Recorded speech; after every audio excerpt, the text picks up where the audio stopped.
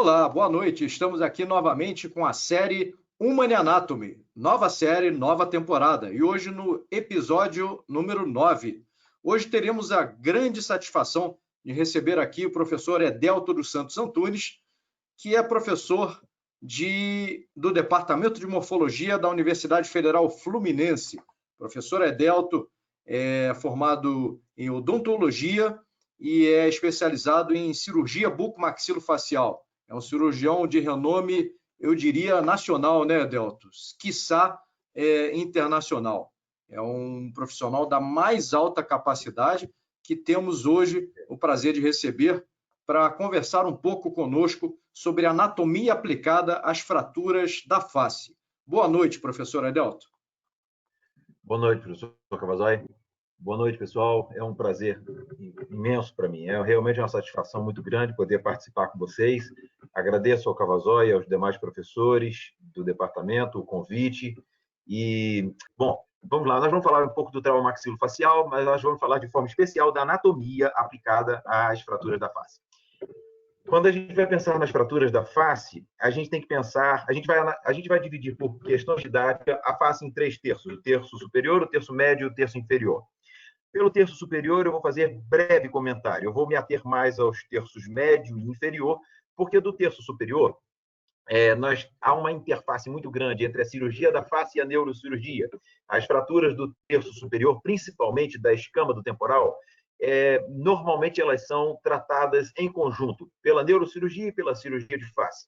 Mas quando as fraturas são só de afundamento da tábua externa do osso frontal, ou seja, da tábua externa do seio frontal, na maioria das vezes o neurocirurgião nem entra e aí já é o cirurgião maxilofacial mesmo quem vai tratar. Então, as cirurgias da face, nós vamos nos ater agora, então, mais detidamente aos terços, às fraturas dos terços médio e inferior, tá certo? Para classificar as fraturas do terço médio, isso eu gostaria que vocês gravassem, porque essa é uma fala universal. As fraturas são classificadas como fraturas de Lefort, para começar. Lefort 1, Lefort 2 e Lefort 3. Se vocês observarem, as fraturas de Lefort 1 são aquelas que passam pelo maciço facial acima das raízes dentárias. É uma fratura horizontal que passa acima das raízes dentárias pelo assoalho da fossa nasal e fratura a crista zigomático alveolar, fazendo com que essa parte inferior da maxila fique desprendida do restante da face.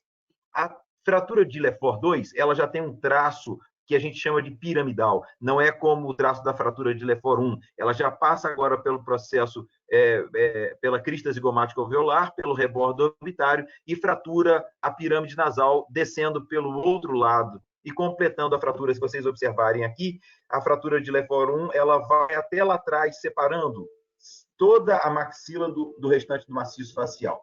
A fratura de Lefort 2, ela faz, a princípio, um traço semelhante ao da Lefort 1, mas ela sobe, passando pela parede anterior do seio maxilar, até cruzar a pirâmide nasal.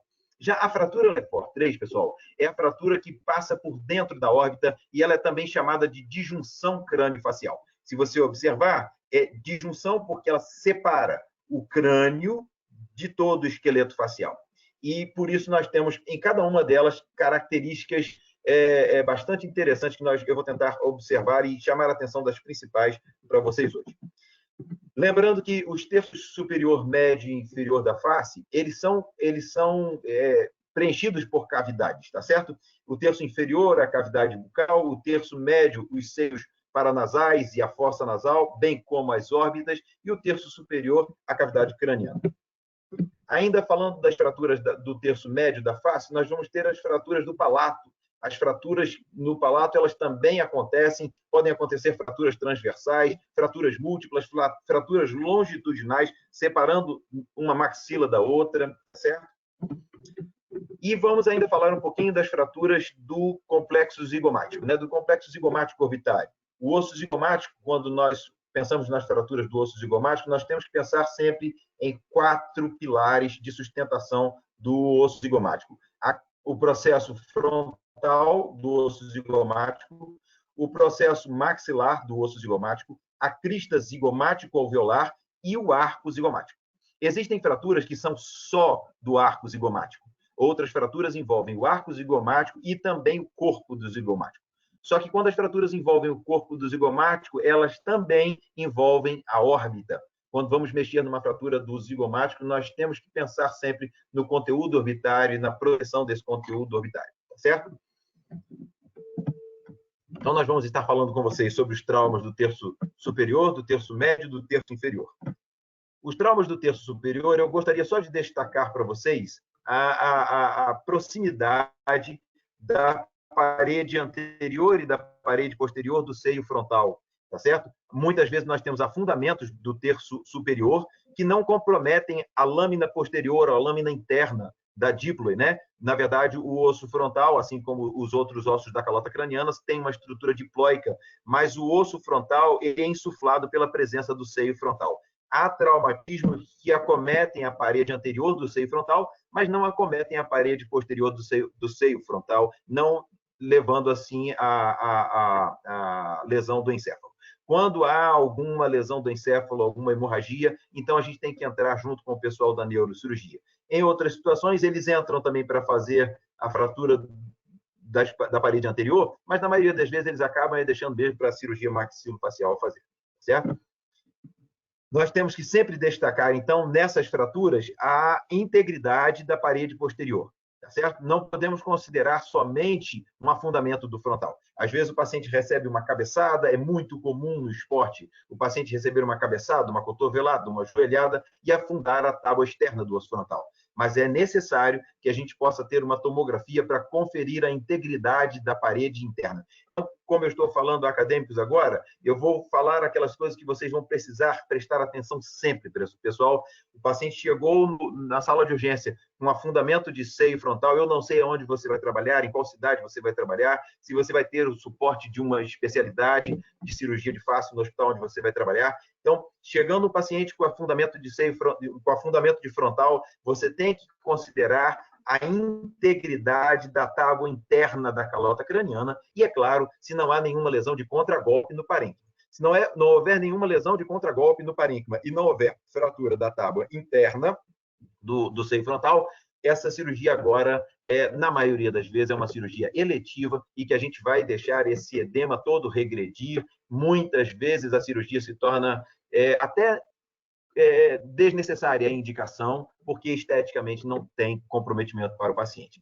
É importante lembrar que, às vezes, o paciente desenvolve hemocinos, ou seja, a coleção de sangue no interior do seio frontal. Isso pode levar a uma sinusite no pós-operatório. Se ele tiver uma descontinuidade, uma fratura da parede posterior, mesmo que não haja indicação cirúrgica por qualquer motivo intracraniano ou do parênquima, tá certo? Uma sinusite no seio frontal, com uma descontinuidade da parede posterior do seio frontal, pode levar a um abscesso cerebral, tá certo? Então, a integridade da parede posterior é muito importante, tá certo? Então, ali, ó, nós temos uma visão de uma tomografia e um esquema ao lado, onde você tem uma fratura com afundamento da parede externa, mas a tábua interna comprometida, mantida, né? Não comprometida, certo? E ali, uma visão de uma tomografia com uma montagem 3D, né, onde você vê o afundamento na pele do paciente. É esse defeito, esse afundamento, essa fratura que está aqui exemplificada somente na parede anterior do seio frontal. Existem situações onde a parede posterior vai ser comprometida. E aí é um outro capítulo bastante extenso, quando você vai começar, então, a tratar já das lesões do parênquima, das lesões intracranianas, tá certo? Esse é um capítulo à parte e é um capítulo da neurocirurgia. Em algumas situações, nós chegamos a perder o frontal todo, né? Isso também é bastante comum. Hoje em dia, não mais tanto comum, porque o airbag ajudou muito, o cinto de segurança ajudou demais, mas isso já foi bastante mais comum e motivo também de pesquisa. Durante uns 14 ou 15 anos, eu passei quase que semanalmente viajando para a Universidade de São Paulo, onde desenvolvi lá próteses e materiais para reconstrução crânio-facial e, de forma especial, das cranioplastias. Esse é um capítulo apaixonante também da cirurgia maxilofacial. Nas fraturas do terço médio da face, nós temos que considerar a estrutura da face. Vocês vão ver que a face ela se compõe de paredes e pilares. Parede anterior do seio, parede medial do seio, parede medial da órbita, teto, parede lateral da órbita, assoalho, mas ela tem pilares na face. O processo frontal do zigomático, o arco zigomático, o processo maxilar do zigomático, a crista zigomático-alveolar, a abertura piriforme, né? Então, esse pilar canino, esse contorno da abertura piriforme, que nós chamamos de pilar canino, essas são as estruturas que nós temos que pensar sempre em recompor a integridade delas. E, de forma muito especial, eu quero destacar para vocês o processo pterigoide. Quero destacar para vocês porque mais adiante eu vou mostrar que às vezes nós temos traumas que não levam a uma deformidade tão grande da face, mas comprometem o processo pterigoide do esfenoide. Esse processo pterigoide faz parte da base do crânio, é uma extensão do osso esfenoide que une a base do crânio à maxila.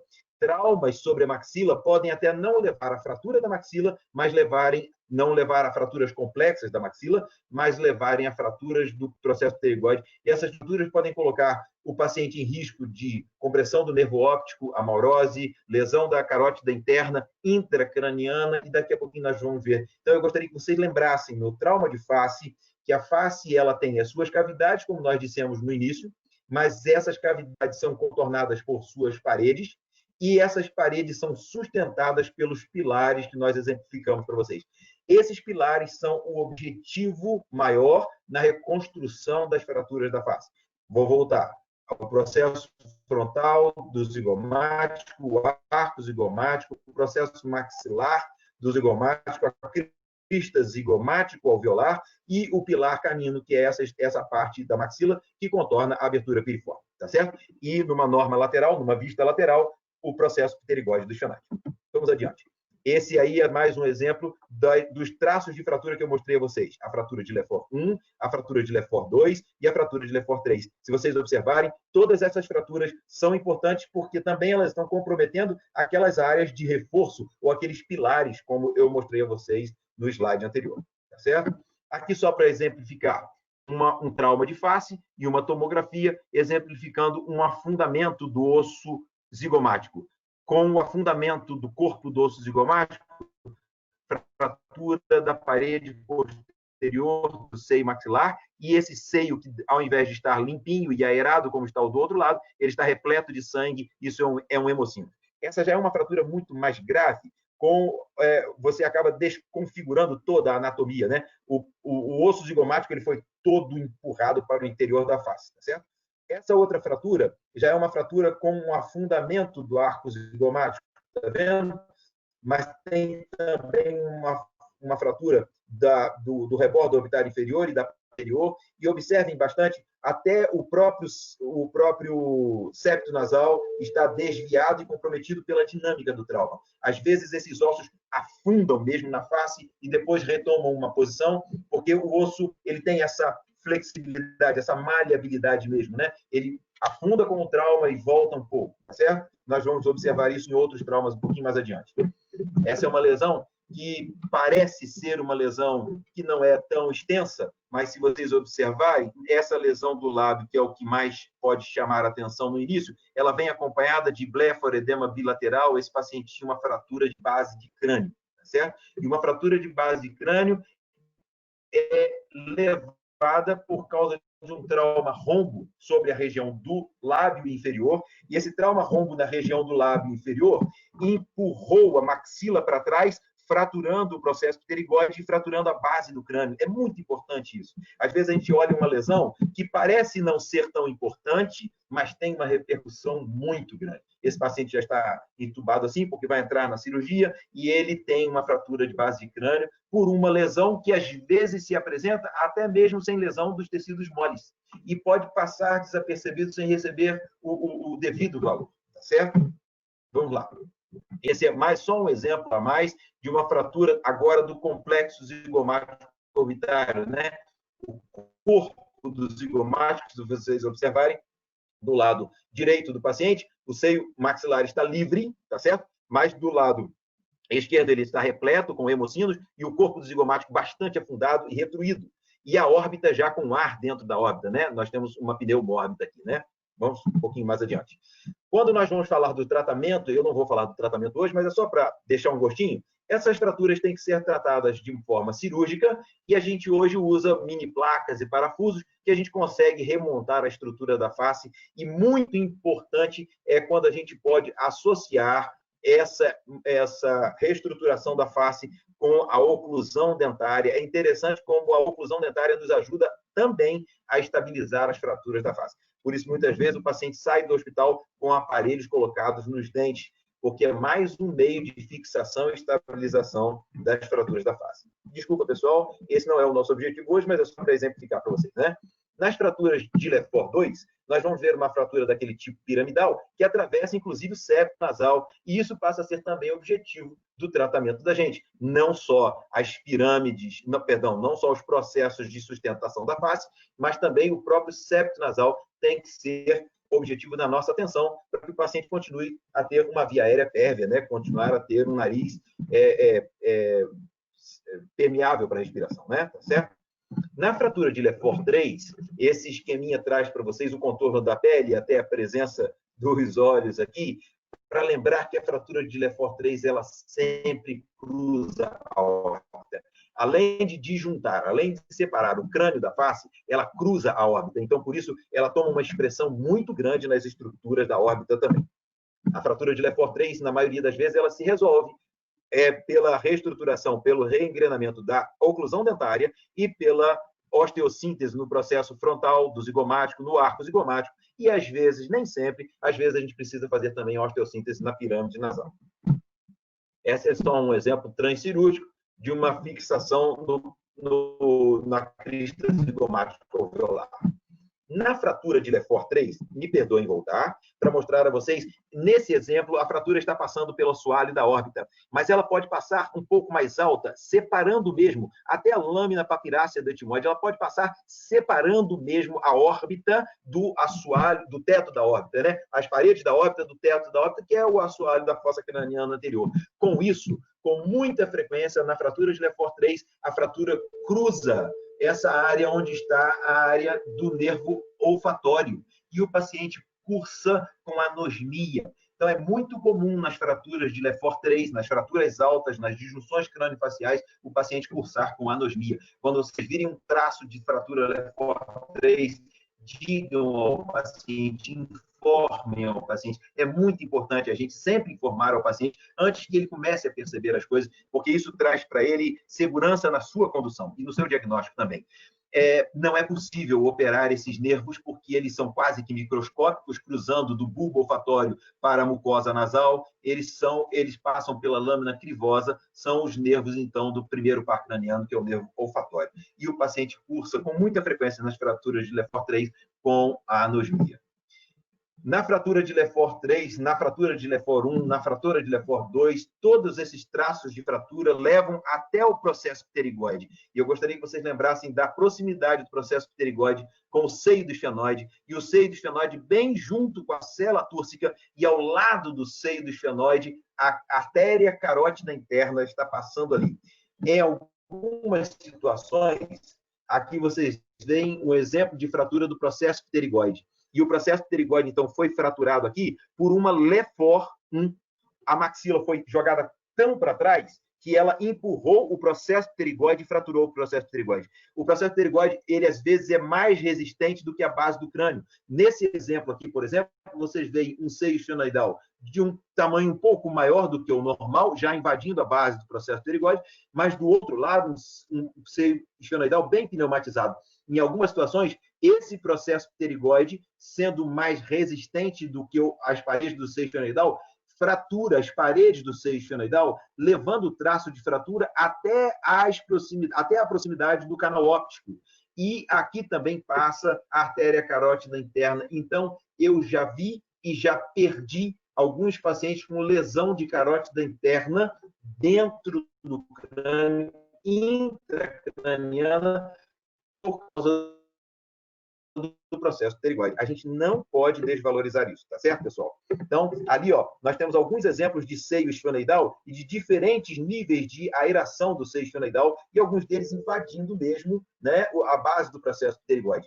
E a base do processo pterigoide pode levar a uma fratura de base de crânio que chega às mediações do canal óptico, onde está passando o nervo óptico. E o paciente, então, com um trauma que leva a uma fratura que você olha, que é simplesmente uma fratura lefor 1, às vezes uma joelhada, um trauma rombo, que nem leva a muito dano do tecido mole. Pode levar a uma fratura de base de crânio, levando o paciente a uma amaurose, por exemplo, por compressão do nervo óptico. Pode levar o paciente ao óbito, de forma súbita, por uma lesão intracraniana da artéria carótida interna. Não tão incomum assim quanto a gente pensa, tá certo? Então, só para lembrar a vocês, na fissura orbitária superior no canal óptico passa o segundo par craniano, o óptico, né? E na fissura orbitária superior vão passar o terceiro, o quarto, o quinto par craniano, uma parte dele que é o oftálmico, e o sexto par craniano, que é o abducente. Que pena que hoje eu não tenho tempo para conversar sobre tudo isso com vocês, mas é só para lembrar. Todos esses nervos que vão chegar à órbita, sejam eferentes ou aferentes, todos eles vão passar pelo cone orbitário, pela fissura orbitária e pelo canal óptico. E todos eles podem ser comprometidos pelos traumas na base do crânio a partir de um trauma facial. Legal? Isso é só para mostrar a vocês um pouco da riqueza da anatomia que a gente tem que conhecer e superar ou passar por ela até alcançar o esqueleto facial da órbita, tá certo? Então, estão aí, ó, os ligamentos palpebrais, o saco lacrimal, os músculos da órbita e, mais internamente, os nervos e as artérias. Olha, o dia que vocês puderem assistir uma cirurgia de órbita, vocês vão ver uma das coisas mais bonitas que tem, é a anatomia da órbita. É muito bonita.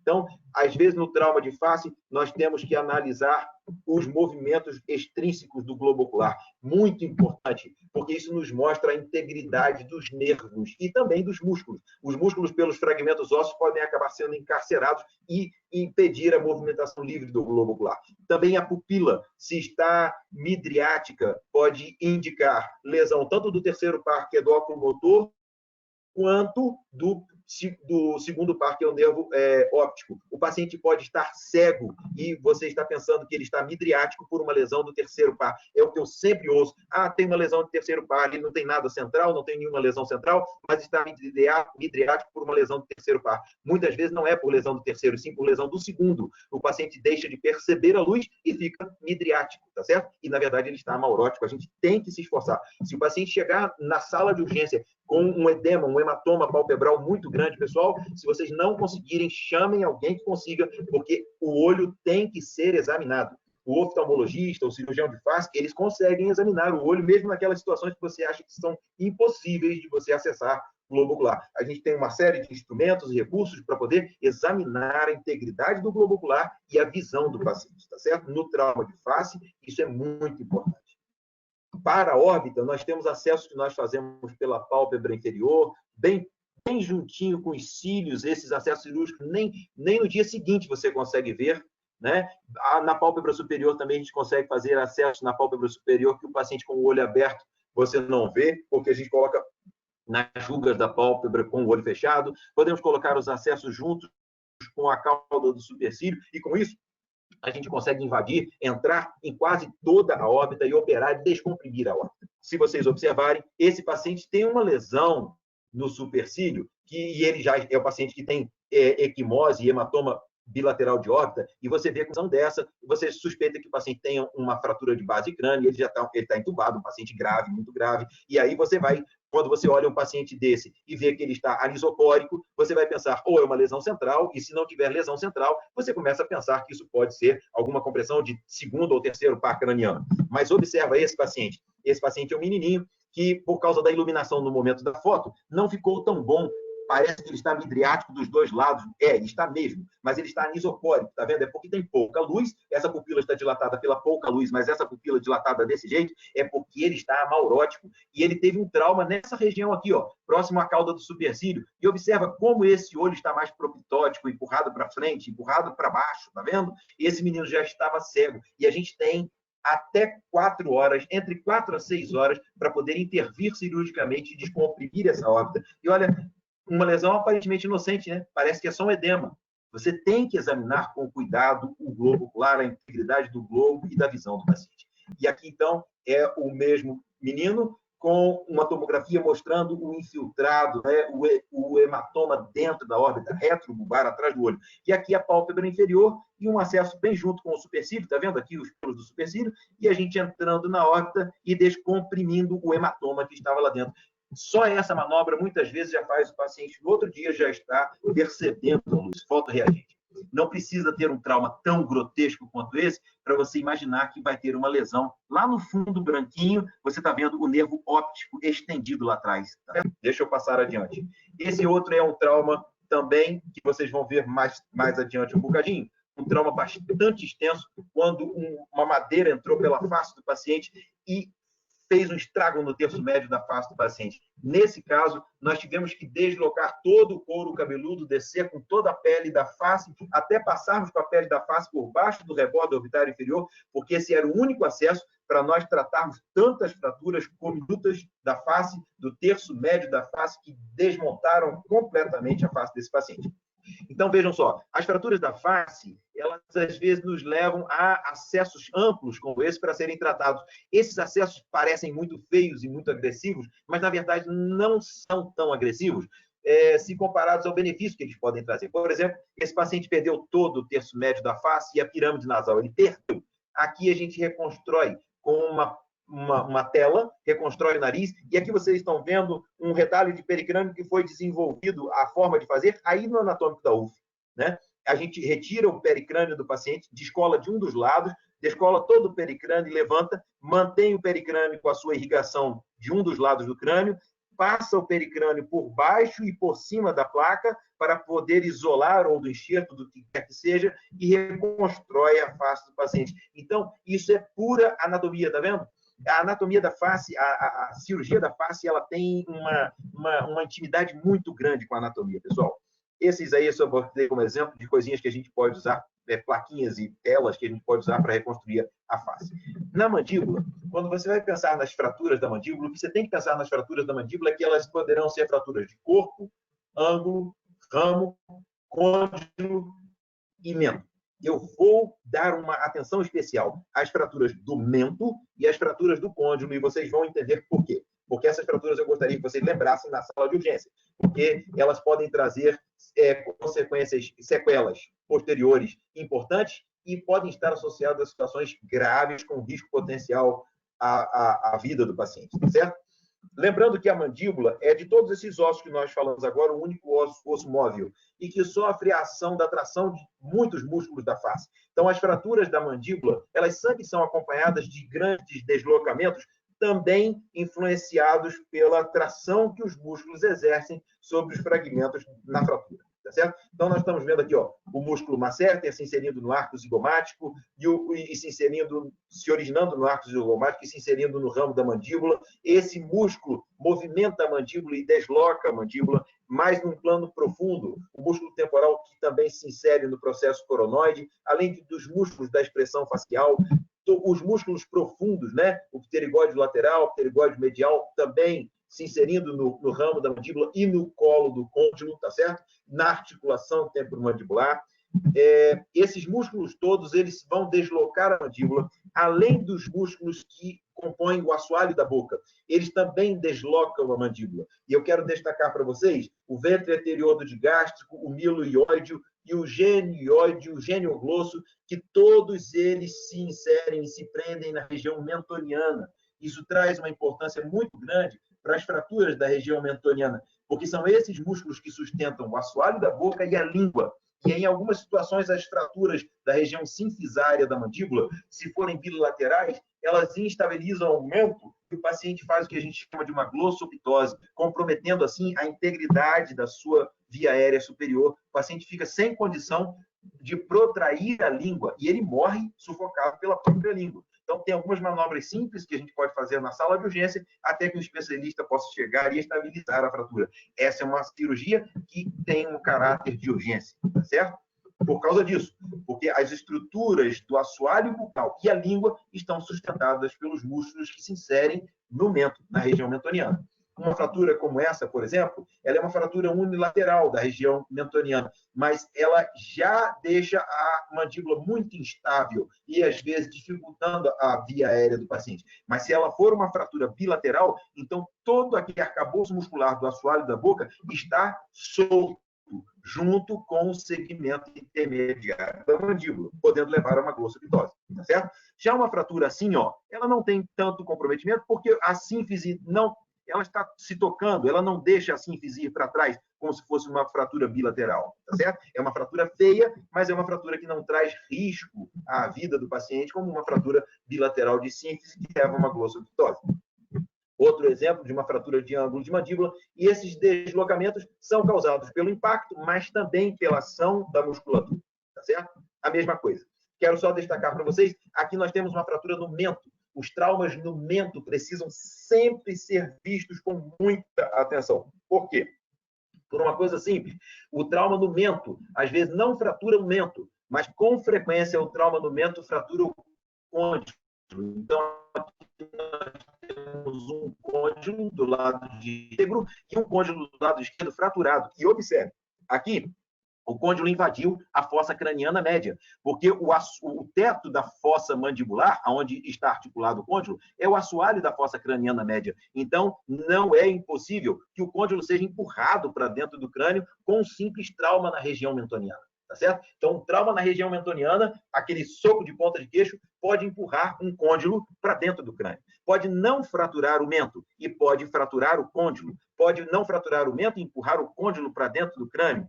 Pode fraturar o mento e esconder uma fratura de côndilo que passa desapercebida pela expressão externa que a fratura do mento traz, chamando muito mais atenção que uma fratura de côndilo. Tá certo?